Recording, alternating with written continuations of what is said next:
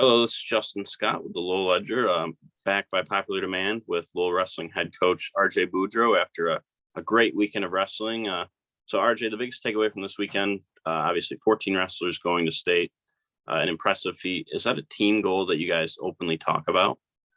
No, I mean, we don't even talk about winning a state title, to be honest. We just want everybody to do well. We want everybody to wrestle hard. We're always talking about just hustling, taking risks and hustling and just wrestling together. I think that's the best part about coaching is watching our kids be happy for each other. Yesterday we're very fortunate. I feel truly blessed to make it out with 14 state qualifiers. It's an amazing feat.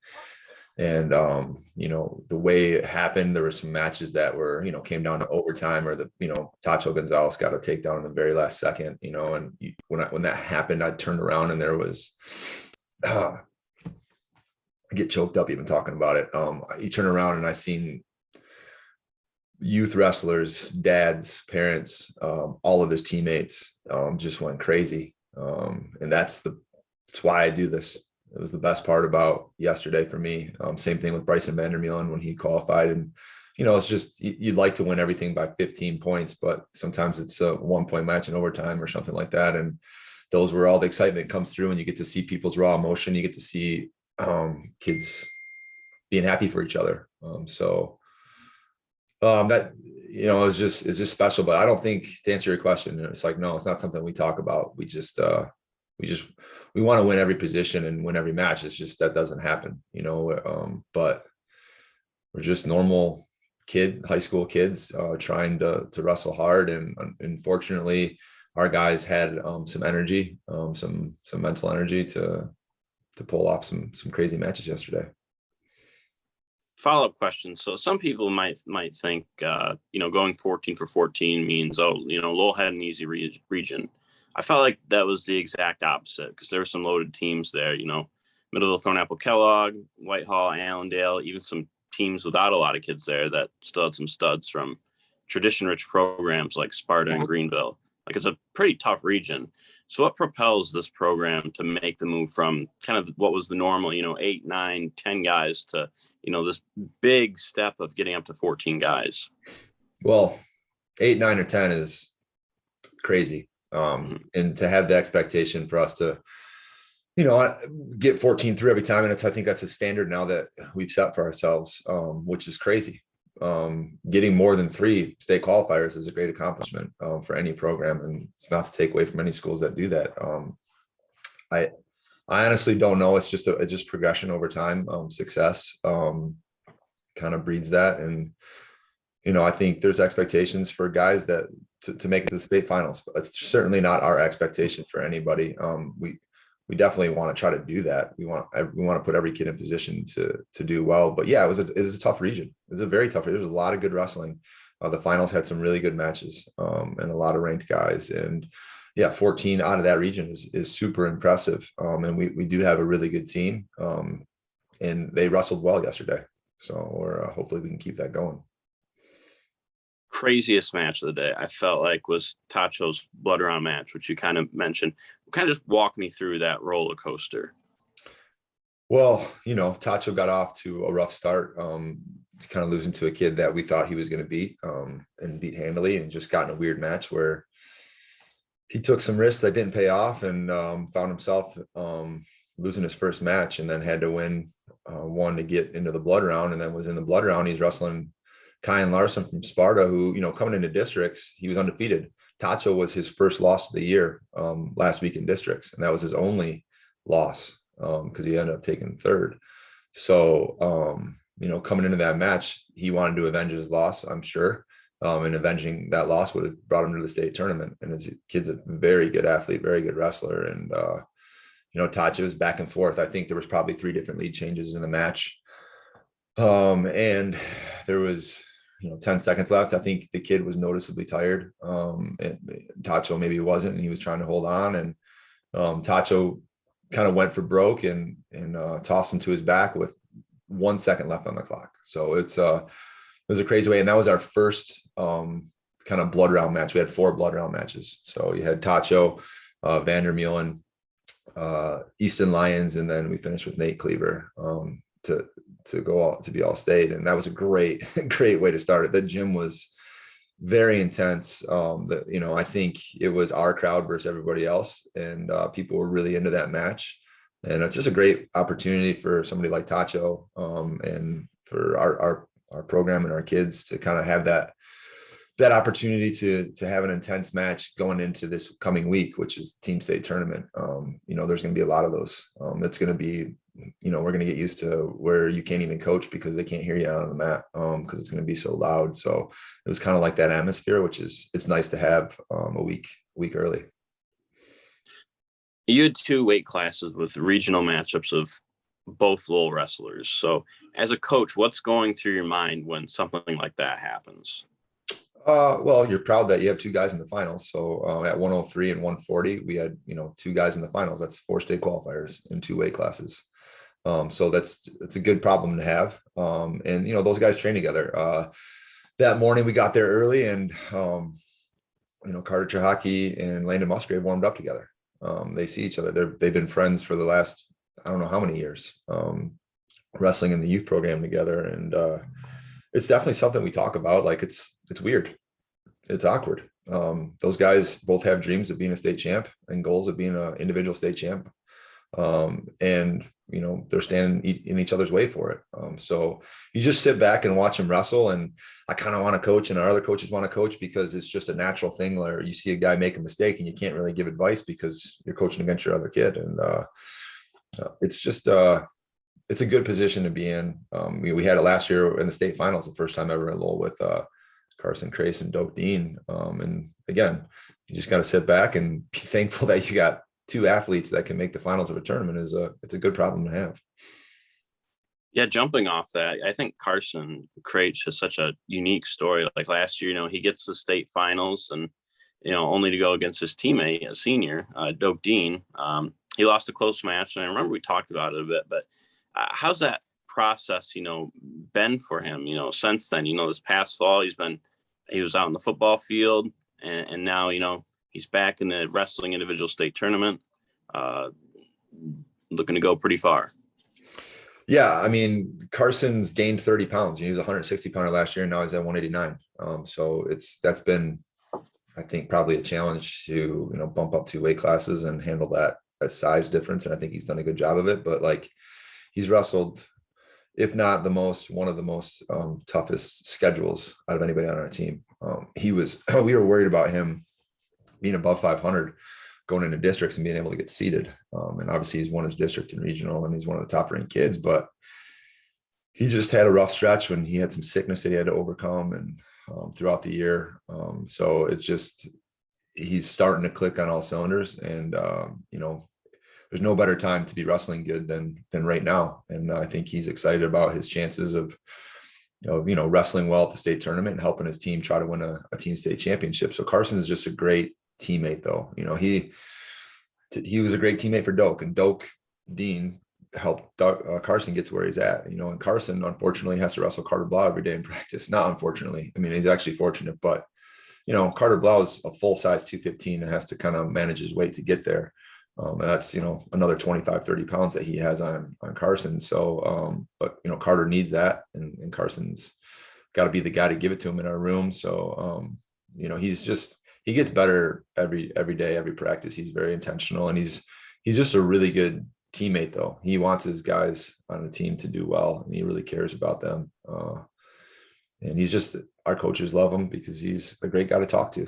I think I lean on him and some other guys in our room a lot for advice on what to do with our team and stuff like that. And he's a good dude, and I really appreciate having him, and I'm excited for him. Bryson Vandermeulen, he got seeded 8th in the regional, 4th. He finished 4th in district. So it seemed like the consensus of the committee was it was going to be very tough for him to get out of that regional. How did he go about doing that?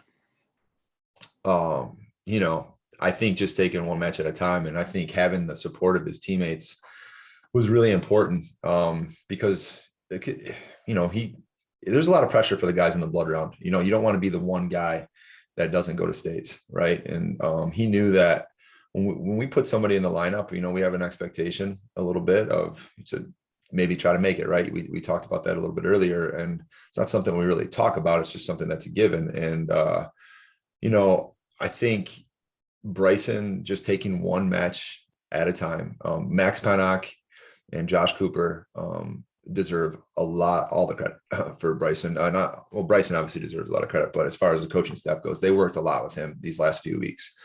And it's a slow process, heavyweight. There's not a lot of moves going on, right? It's so hard to move that amount of body in certain ways. So they worked on him a ton with some different techniques, and those techniques are the exact techniques that paid off in the blood round match to get through that. Coming in to be, he took fourth in his district, and then he had to take fourth in his regional. And I don't think he thought about making this to the state tournament. I just think he thought about wrestling hard.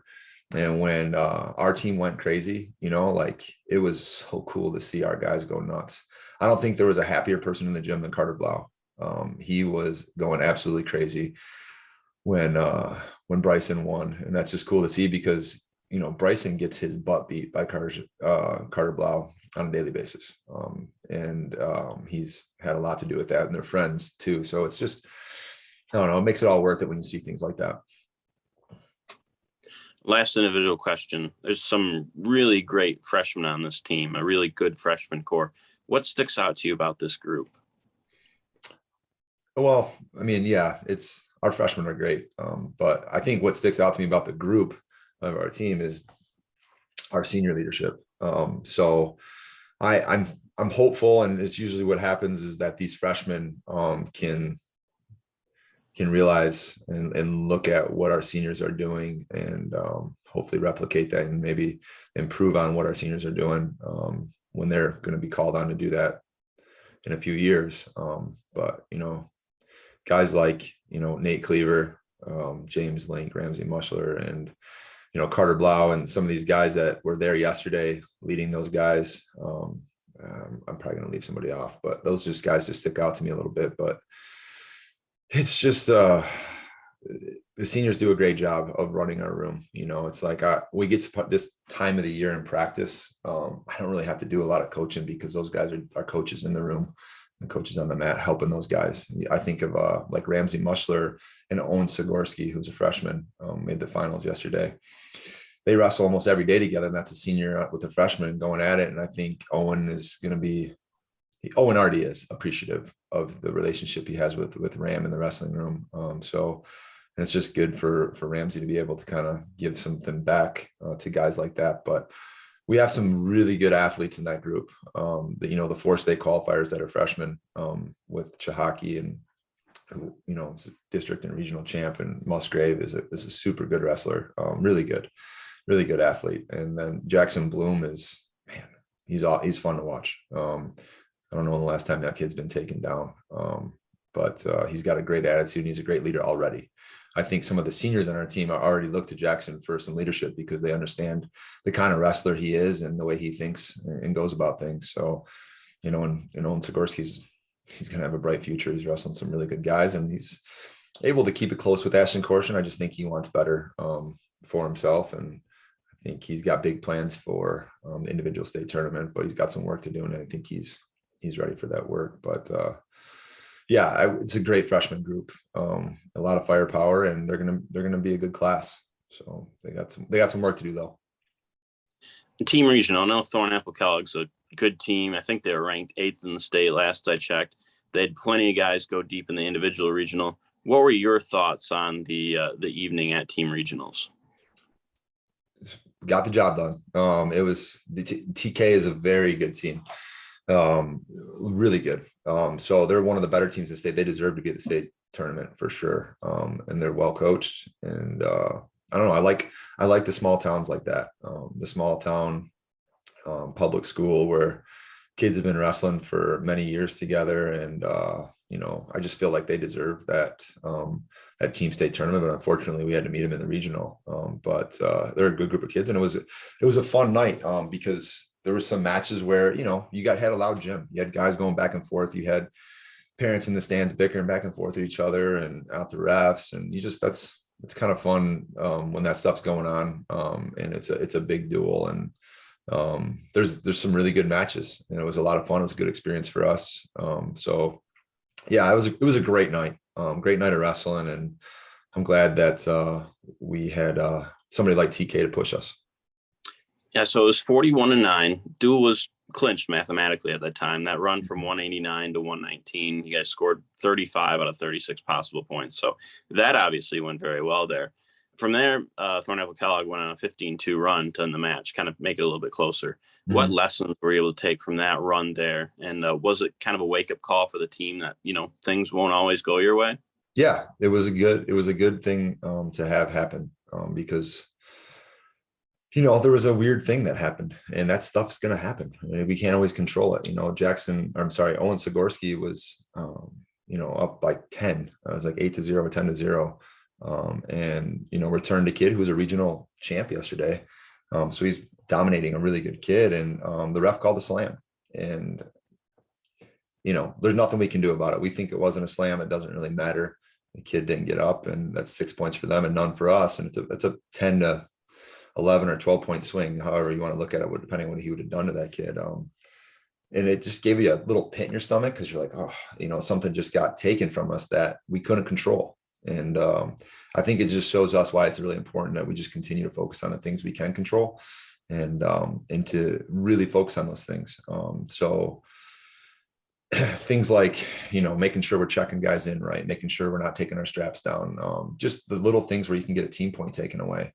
And I got a team point taken away in that duel, which was pretty unfortunate. I didn't really think I did anything to earn a team point being taken away. But again, not something, it is something I could have controlled the way I talked to the ref. But I mean, it's literally just having a conversation with the referee, and he hit with a team point. So it was good for our guys to see how it is to be a little red arrow sometimes.